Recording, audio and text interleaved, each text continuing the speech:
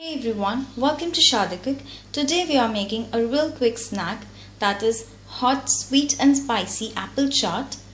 This is really tasty and super quick. You would have seen this chaat in wedding parties or other celebrations. It's great to serve to your guests. So let's start.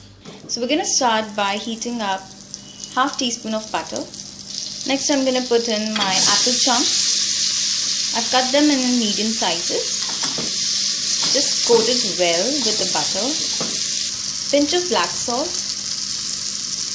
Pinch of black pepper. Pinch of red chili powder.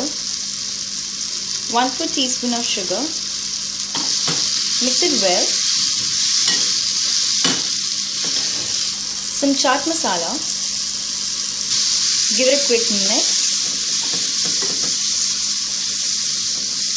And your beautiful chaat is ready.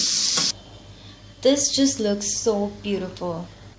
It has got that nice sweet and spicy and salty taste with that nice tenderness to it.